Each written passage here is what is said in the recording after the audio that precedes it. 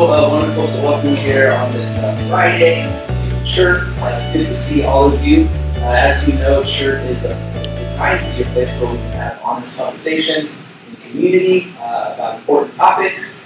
And today we're here to talk about the Bible. Okay, and I don't know if you have come prepared. I have come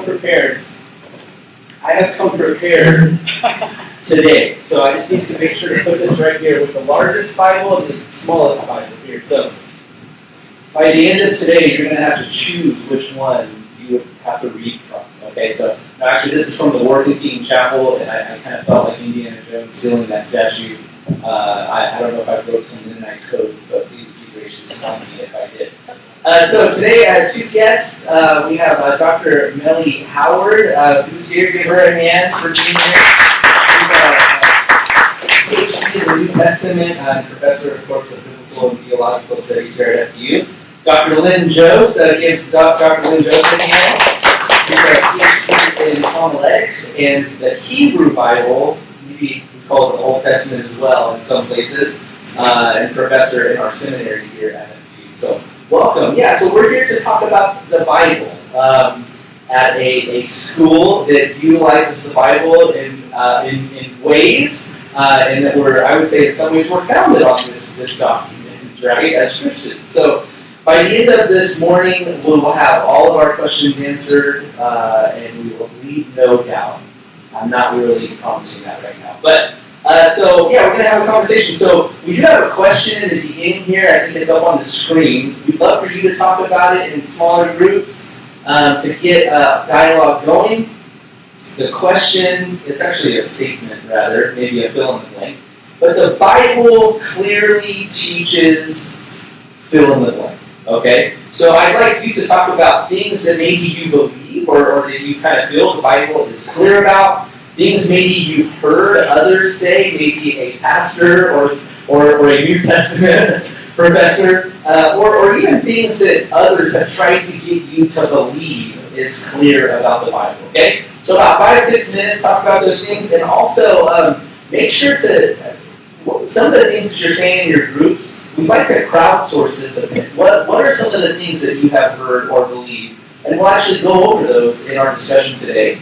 And use it as a bit of a foundation as well. So 5-6 minutes, ready, set, go.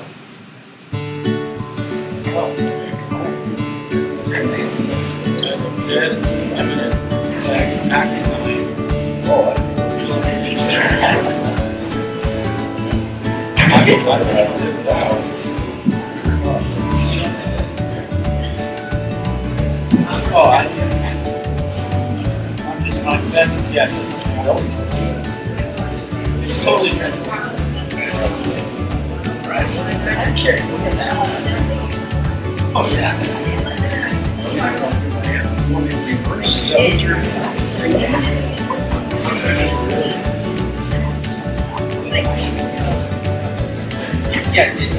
Let's pull it back together. Hope your conversations were wonderful. We ended up talking about streakers in the Bible. There's a naked guy in Mark 14. If you don't believe me, go read your Bible. The Bible is clear. The Bible is clear. Maybe. Well, I'd love to hear both your responses to that prompt. If we're talking about the Bible is clear, I could say, I think that we've heard this in maybe some form or fashion in our years in biblical study, in our years in the church, that the Bible is clear about certain things. So my question is, suppose that there's a social media platform or something where you have to tweet out something that the Bible is clear, and you can't take it back. There's no edit, there's no delete, and it's going to be etched in stone. Is there anything that you would say that the Bible is clear about? So, either one. All right, sure. So for me, when I think about this prompt, the Bible is clear, I try to think, what is something that I can see throughout the entire Bible, right? So not just one, my silly example, a naked guy in Mark 14, right? It's probably not great if I tweet out, the Bible is clear that nudity is cool now, right? Probably that's not going to do a lot for me. So what I tend to think is, where are the ways that we can see kind of larger themes, larger motifs showing up across multiple parts of the Bible. That's going to be something that I'm going to feel good about saying, like, yeah, there are a lot of places that are kind of doing this. And so I think for me, I'm again going to kind of go back to part of Mark here because Mark's my jam, right? In Mark chapter 12, there's this really cool interaction between Jesus and a scribe. Now, generally, if you're a reader of the New Testament, you probably have picked up that scribes are usually not like the most loved people in the Gospels, right? They often don't get a great rap. But in Mark chapter 12, we get the scribe that comes to Jesus and is asking some questions, and by the end of their conversation, Jesus says to the scribe, hey, you are actually not that far off in your thinking. You're pretty close to where you need to be here. And so, looking at what comes before that conversation, the scribe will ask Jesus, what is the first commandment? What is the thing that I should be focusing on? So the scribe is asking about something in the Hebrew Bible, so I'm interested to hear Dr. Jost's answer to this too. So Jesus is asking the scribe from the Hebrew Bible and says, okay, the first commandment is this. Hear, O Israel, the Lord our God, the Lord is one. You shall love the Lord your God with all your heart, your soul, your mind, and strength. And then Jesus also gives him a bonus, right? Like this is the fun infomercial, right? But wait, if you order now, you'll get 2 commandments for the price of 1. So our second commandment that we get for the price of 1 is Jesus saying, hey, the second one is this, you should love your neighbor as yourself. And so I think for me, as I try to think, what is the Bible clear about? Well, we have this text throughout the Hebrew Bible that talks about loving God, loving neighbor. We have Jesus then in the New Testament reaffirming love God, love neighbor. So I think if I had to come down to something that the Bible's clear about, I would feel comfortable tweeting out with no edits, love God, love neighbor. Okay, good. Thank you for that. Dr. Jost, your response. Amen. I think that's absolutely clear. But I also think that sometimes familiar words can become vague for us. Love, love, love. All you need is love. Gets a little thin, perhaps. So what does that mean? And I go with Jesus welcomes all. Jesus welcomes everybody, even the ones that had been held at a distance, and calls us to do the same. And I agree with Melanie that this is something that's taught in both Old and New Testament. So my favorite part of the Bible, favorite verse in the Bible is Deuteronomy chapter 10, verses 12 to 21, where the text says, love God, obey God, serve God, walk with God. There are a pile of words, which is the way Deuteronomy talks. A bunch of synonyms that all mean the same thing. And then it says, God of gods, Lord of lords, loves makes justice for orphans and widows, and loves undocumented aliens, and you should do the same. So that's in the same book that says, we'll exclude this list of people and exclude that list of people. And I think, I'm not at all sure about that part. I'm pretty sure that is a mistake somebody let creep into the text. But love and welcome the ones who are outside and find a way to include them within your own household. All right, thank you. Who knew that the most controversial thing that you would say here, Dr. Jost, is to kind of bash on the Beatles a little bit. Love, love, love, all you need is love, right? But here we are. We love the Beatles still, right? Okay. I also would like to mention, thank you for both your responses. I appreciate that. We're going to get into some other things here as well. I didn't mention this, but we will get into some Q&A or Q&R a little bit later, so you can feel free to text those in now. Anything that you're thinking about, any questions that you have, whether specific or just kind of broad, you can text in. Or if you would like to, there is a microphone and a chair right here for you if you would like to step forward and join the discussion. You're free to do so, okay? So I just want to throw that out there. I'd like to ask you a question about some of your journey in teaching the Bible, understanding the Bible. Maybe the question that I have is has the Bible become more clear for you or less clear for you in your years of studying the Bible? And what has that journey been like for you? Okay, sure. I'll go first. So let me start by just kind of telling you how long I've been at this.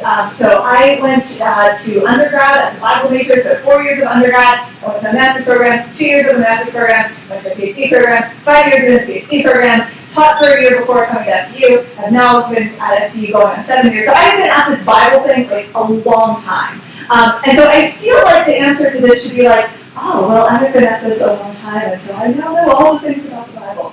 That is exactly the opposite of the case. In fact, I think the longer that I have been at it, the less clear it has become in some ways. So, as I have studied the Bible, as I've taught the Bible, I've encountered things like, well, how did we even get this particular book? How did these particular scriptures end up in here? Well, it's a long process of canonization. I mean, it takes a long time for the Epistle of James, for example, to make it into scripture. It takes a long time for Christians to be like, yeah, actually we do think that is God's inspired word. And so that kind of messed with my sense of clarity. Beyond that, we can look at how we get the particular words that are in Scripture, and it's not that this thing just sort of like fell out of heaven one day and early Christians were like, ah, and all that. Right? Like, that didn't happen either. Instead, it's this longer process of copying the text and making copies of the copies of copies, and we need to sit and say, okay, which of these copies is actually closest to the original? So for example, if any of you have your Bibles with you right now and try to look up Acts 8:37, you're probably going to find that depending on the translation you're using, Acts 8:37 doesn't exist in your translation because we have different copies. We have one copy of that text that has that verse, a different copy that doesn't have that verse. So how do we think about the particular verses that are in the Bible? But we're going to end with this because I realize that this could sound really alarming. I know some of my JCC students are here and they're like, oh my gosh, Dr. Melanie, who are you and why are you teaching me the Bible if you don't think it's clear? I want to kind of end with this, that for me, that lack of clarity is actually what makes this journey so beautiful. That is, this is not a thing that I get to possess. This is not a thing that I dominate or have mastery over. This is a thing that God can continue to use to speak to me and to enliven and enlighten me. And so I think about this in a similar way as I think about how I relate to my husband. So my husband and I have been married going on 15 years now. There's a lot that I know about him. He's a wonderful human being. And every now and then, even after almost 15 years, there are things that he'll do that will surprise me. And I go, I did not know that about you. And I'm delighted that I continue to get to learn about you and get to know you even after all this time. And I think that is how I would think about my relationship with the Bible. Right? There's so much there that I simply do not have clarity on. I don't have, like, here is the easy answer. But that journey of finding out, that journey of asking questions, is the space where God meets me in my study. And I am grateful for that. I am grateful that I continue to encounter new questions and encounter a lack of clarity because I think that's where the Spirit of God is able to continue to work in my life and in the lives of all believers. I think we will try to get into even more of that towards the end when we maybe arrive, if we arrive anywhere, and ask that question of biblical authority or what we do with it. So we'll have more chance to engage in that. But Dr. Jost, how about that question to you? In your journey, has this has it become more clear, less clear, a combination of both? How do you square with that? I have the advantage of having a lot longer history than Melanie does. So I was 3 when I think I started singing the song, "Every promise in the book is mine, every chapter, every verse, every line." Anybody know that song? Well, it is sung by the Inspirational and by the Nightingales, so it's still out there. And when I started reading the Bible, I thought of it as sort of God's personal note to me. And I didn't have to really take it through any other grid. If it said, don't work on Sunday, it meant don't work on Sunday. And if I pulled a weed on Sunday, which I would have never done during the rest of the week, because that would have been doing what my parents wanted, but if I did it on Sunday, then I felt guilty because I'd broken some piece of it. It wasn't the promises that were the problem, it was the laws that were the problem for me. So it's been a lot of journeying to move away from that kind of an approach. Part of what I think we all recognize is that the text was written for somebody initially, almost always because there was an issue that they were dealing with, and primarily, I would say, it was a question of their identity. Who am I? What's my relationship to other people, to God, to myself? So that question of who I am, what's my purpose, how do I live in this world, are questions that were uniquely presented at different points in time. And the better I can understand that context, the better I can at least appreciate how it meant for that time. On the other hand, I've also come far enough to say,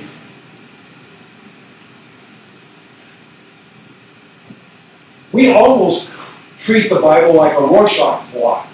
Whatever we think is there is what's there. So it's also important for me to know what are the influences that have shaped me. And at this point in my life, I'm always going to read the Bible from a patriarchal privilege, a white patriarchal privilege. And so that means I've got to ask, as my friend Cheryl Anderson does in Ancient Laws and Contemporary Controversies, what about the slave or the non-heterosexual person or the person of color or the female, the non-masculine? What kind of reading would they give the text? And what might I learn from that? I want to follow up on that because I'm interested. I teach the Bible too, right? Like I'll try to preach the Bible, these sorts of things. And there's always, as I go through these processes, I try to include voices, like Dr. Jost is saying, into how it shapes, the way that I would communicate it. I'm kind of interested. There's actually this TikTok feed that talks about, or it shows videos of worship fails. And I don't show them to our worship leader, Shalom, because I think those are some of her greatest fears. But I'm interested if there are, I'm always thinking, am I teaching this correctly? Because I have to put something out there. Has there ever been anything for you where you have taught something, maybe in particular, only to later, maybe within the next 5 minutes or 5 years, to say, I think I'd like to retract that, or that's a little, I'm a little more unsure of that. Has there ever been anything like that for you, your journey of teaching the Bible and reading it? Well, I'll go first for a change, okay? Unfortunately, some of my stuff's in print. That's even more permanent than if it's in video recording, I think. So I was the lead editor of the Mennonite Brethren Confession of Faith that you can find online, you can find it in printed form, and so on. And one really important thing for our denomination, that is the Mennonite Brethren, people that founded this school, is to think about the dangers of dying without Christ. So one way we talk about it is HE double hockey sticks. We talk about hell as this eternal separation from God. Article 18 of the Confession talks about eternal separation from God for all of those who died without Christ. And so I've rethought that a lot since the time that went into print. That's one example of that. And for our denomination, that is a motivation for doing evangelism, for telling other people about Jesus. To me, at this point, it seems like an inadequate motivation either to tell others about the good news of Christ or to invite others to embrace Jesus. Anything for you, Dr. Nutter? I can pick up on something that Dr. Jost said too, but it still may be a question for you too. Well, we did a little bit of crowdsourcing, before in that topic, right? So that the unbelievers, the Bible is clearly teaches that unbelievers will go to hell for eternity. How would you, approach that, Dr. Nutter? Yeah, so a couple of things here. So first, there is a book by one of my former college professors, Sharon Baker. Her book's called Raising Hell, R-A-Z-I-N-G, so raising is in destroying. And so she's taking kind of a more theological approach to this, saying like, hey, what is the image of God that we get if we imagine this God who's like, oh, you horrible person, you shall burn forever, right? So she's kind of taking a more theological approach to this. But, from a biblical standpoint, if we look at where the term hell shows up within the New Testament, the term in Greek is Gehenna, probably referring to a particular geographical location. A spot probably in the Valley of Hinnom where it was likely some kind of garbage dump. This is where you go and you burn your trash. How else are you going to get rid of it? You go and you burn it. And so a lot of the imagery that we get in the New Testament then talks about this Gehenna of fire. Well, in that first century time period, for the earliest audiences hearing this, they probably aren't thinking, oh, this is like this eternal place where like all the sinners and terrible people are going. They're probably thinking, oh yeah, I know, like it's that stinky garbage dump outside the city. It's where things are always on fire because they're trying to get rid of the trash. And so it's this image of really grossness, but not necessarily conveying to the earliest audiences that this is a particular eternal destination. And when we get to the Old Testament, I'll rely on Dr. Jost here to help me out with a little bit of Old Testament afterlife theology. But within the Old Testament, it appears that the place called Sheol, which is imagined as sort of this final resting place of sorts, and I'll let Dr. Jost correct me in a second here, it seems to be that is a place that's imagined for anyone. It's not simply these are where the horrible, awful people are going. It's just you start your life here on earth, and then when your life is done here on earth, well, you go hang out with the people in Sheol, no matter what you were up to here on earth. And so, yeah, I think there are ways in which we've developed this large idea that maybe is drawing from biblical imagery, but is perhaps not the exact images that the earliest audiences of the Bible would have had in mind when they heard some of this. So, Dr. Jost, is my Sheol talk okay? I'm not an Old Testament person, I'm looking at him. You got it. As far as you know more about it than I do. That's good. The Bible, the Old Testament, is disappointingly vague about what happens to the person at death.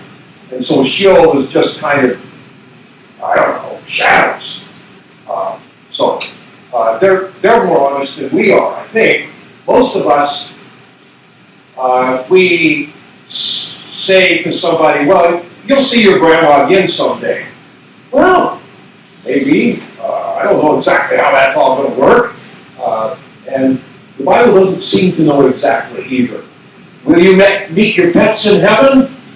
Well, I don't know. I know Melanie wants to. My theology really changed when my beloved dog died a few years ago. It's like, nope, there have got to be dogs in heaven. I don't care if it's on the Bible. It's in my theology now. Yeah, that's most of our heaven theology, I'm afraid. Well, so now we're getting somewhere, right? Like all these things that we've been told or taught over, and maybe they're true. I hope they are, right? Again, now you're talking to somebody, and I don't know if either of you have done marriages or funerals, or just this last October, I buried my grandmother, and I presided over it. So it's like it's these moments again where it's just like, wow, what do I do?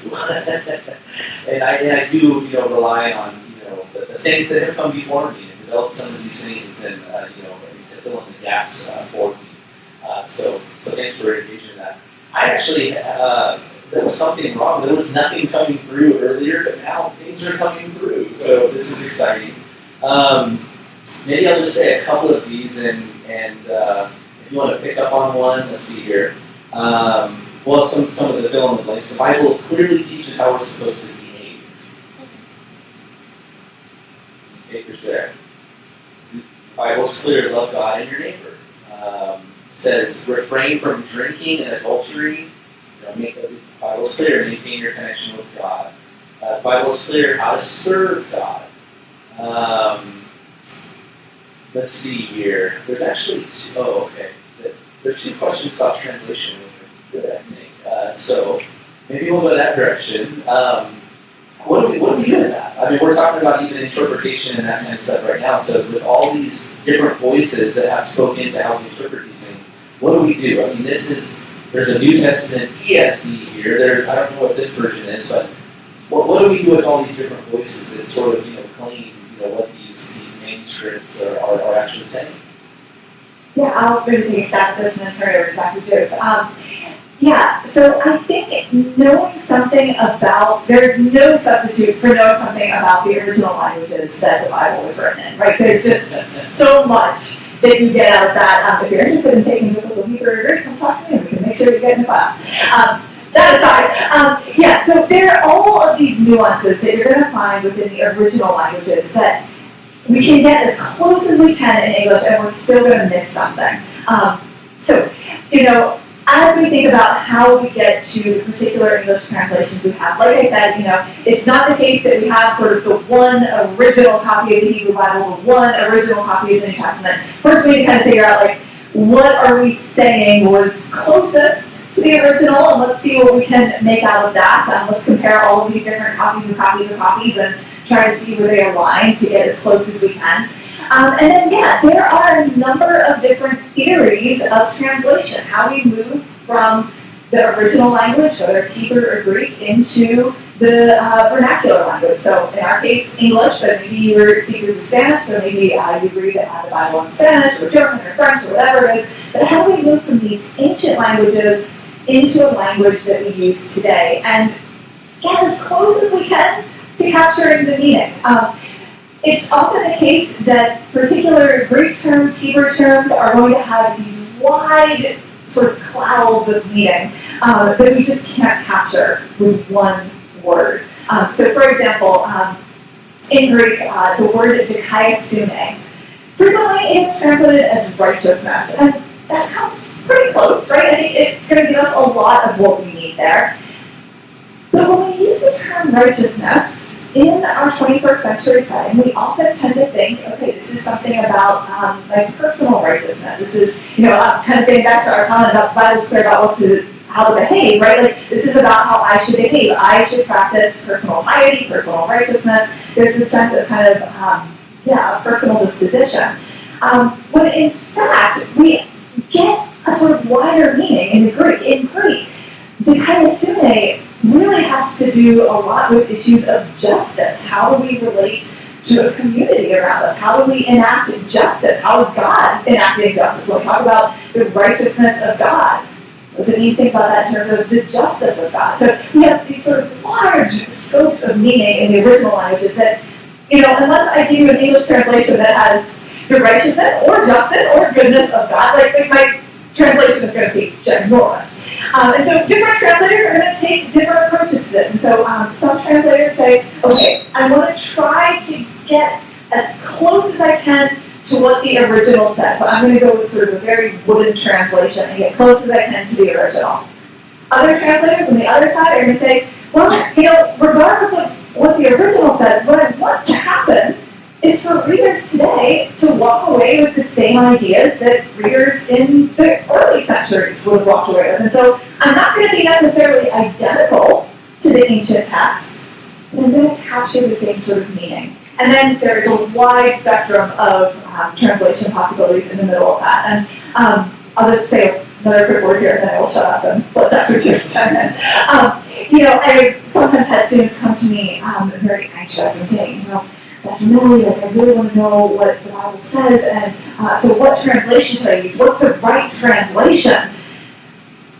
There's not a right translation. You are going to be doing different things with the Bible depending on your setting, right? So if you were taking a seminary class with Dr. Jost, he probably wants you reading the Hebrew, first of all, but if you're not reading that, he's probably going to hope that you're reading something that's a little closer to the original. But if you are leading a youth group, if you are leading worship, if you are preaching on Sunday, well, maybe something that is going to better capture how we think and talk today is actually going to do a better job for you. So I want to, if nothing else, I want you to not feel the anxiety of, oh no, I don't know what the right translation is, right?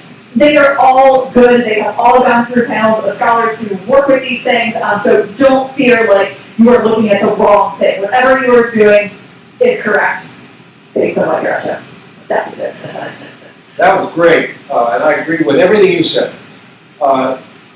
So, specifically, for example, there are a couple of primary Catholic translations in English. Both are fine. There's nothing wrong with any of them for any of us in this room. And so, the great majority of Bible translations that you have available to you are fine. They're all interpretations because none of them are the original language. So they're all interpretations, but they're very reliable. On the other hand, it is fun to look into those little intricate things that often blow our minds, expand. So I love the word righteousness in Greek because in Hebrew, there are two words that go together, and they overlap a lot, and yet they have distinctive emphases. The one, as Melanie just said, more systemic justice, and the other one, more relational righteousness. Taylor and I have the great privilege of studying together to figure out what some tools are that everybody can access without learning the original languages. But you should still learn the original languages because they're really cool. Good. I really love this question, and it's something that I was kind of crowdsourcing and just thinking through things. I wrote it in a different way, but I'm just going to read it. Why should I care about the Bible anyway? It makes no difference in my life. How do you respond to that, Bible teachers?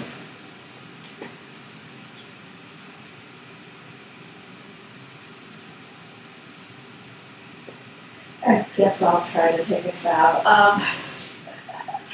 I think this is a place I'd be really curious. Whoever sent that in, I'd love to talk to you more, kind of individually, because trying to do this without sort of the context of who you are and where you're coming from is a little difficult. Because my answer would be different, right? So if you are coming as someone who is not in the church, this is not your book of faith, I would probably give you a different sort of answer. So if you are kind of from that non-faith perspective, I think what I'd probably say to you is something like, well, this is a book that has shaped cultures, that shapes our own setting in American culture today. And so knowing the ways that this book has had historical influence is really helpful for understanding something of the culture we're in. So I think if you're coming from kind of a non-faith background, I think I might try to answer it that way.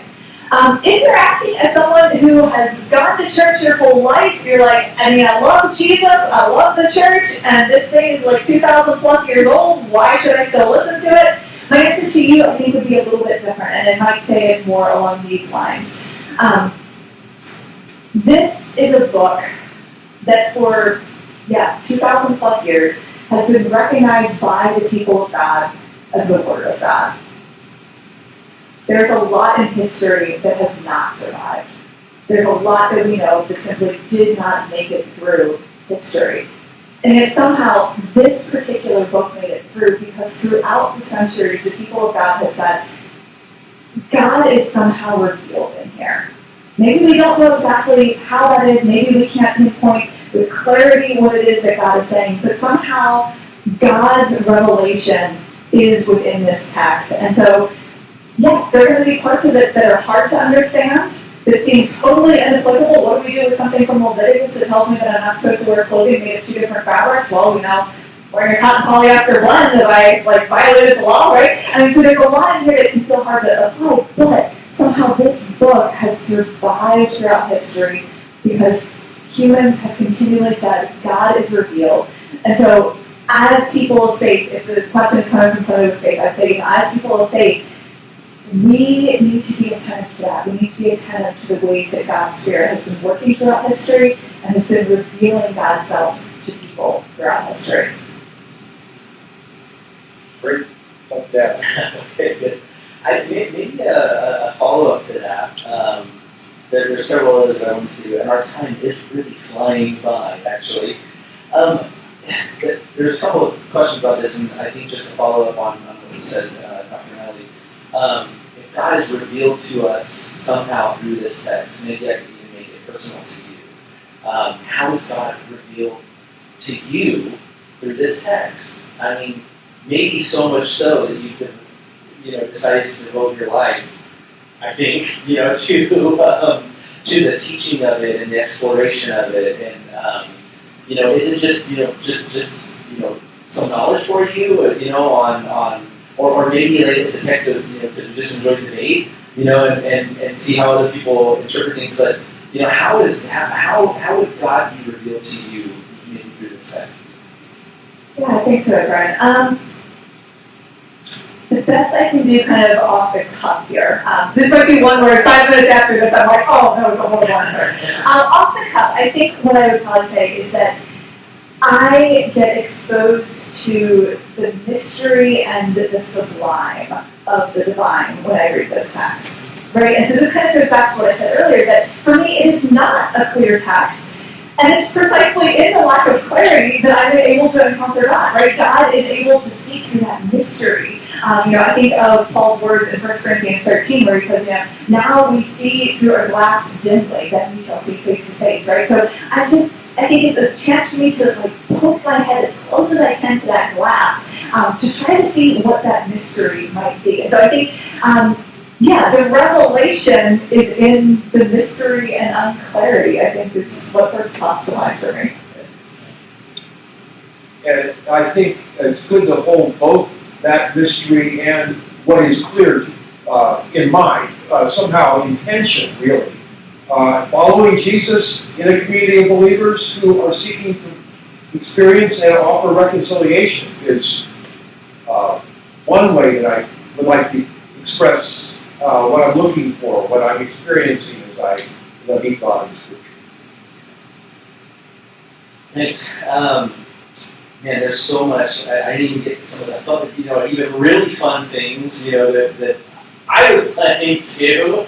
Fun things, like for Dr. Jost, Leviticus 20, right? It says anybody who curses their parents should be put to death. It's clear about that. Or New Testament, Dr. Melanie, women should learn quietness and full submission, right? Or they're safe through childbearing, and all these fun things. So maybe we'll have to have another conversation about that later.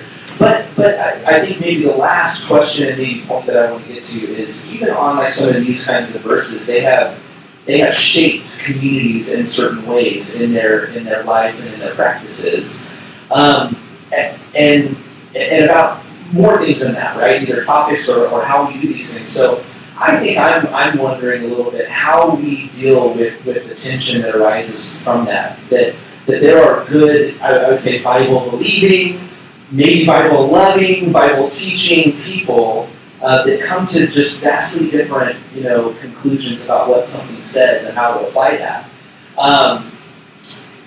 What do we do with that? Are they just wrong? The other people. So I think a couple of things come together here. I'm still going back to, the Bible is clear that drinking alcohol and premarital sex are wrong. There are 3 Old Testament legal codes, none of which was authorized at the same time as the other 2. So, law has always been applied specifically to a context. And they change. They don't continue to have authority over time. So to look at Scripture as a law book is to misread it, I think. That doesn't mean that you can't learn something from studying those, but each community and context needs to shape what it is that's going to guide our lives. So I think that helps us with the last answer as well.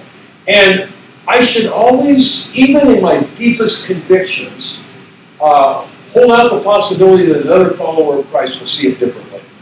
So this week I was visiting with one of the seminary students who used to be employed at FPU, and she said, my Navy military experience, like PTSD, was always looked down on by you Mennonites that are peace loving. You acting like I don't love peace or Jesus, either one.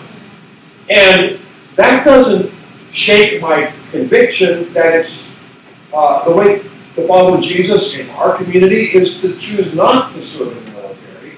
But on the other hand, I don't want Crystal to be a second-class citizen either. And I need to find a way to respect her and engage with her to see how she came to a different conviction about that.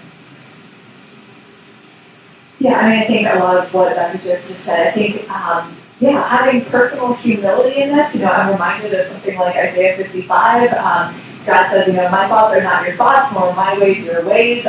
Paul echoing something similar in Romans 11 of the depth of the wisdom and knowledge of God, how unsearchable are his judgment, how inscrutable are his ways. Right? I mean, I don't have all the answers. I've been studying this for a while, but I would not claim to have all the answers. And so, I am always open to being proven wrong. I think that doesn't mean I, uncritically just roll over when I encounter something else, right?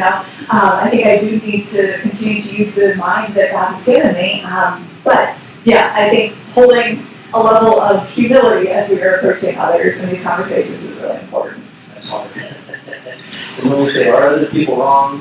The quick answer is yes. They are wrong. That's not even so. We're right up against our time. Thank you so much to Dr. Lynn and Dr. Melanie for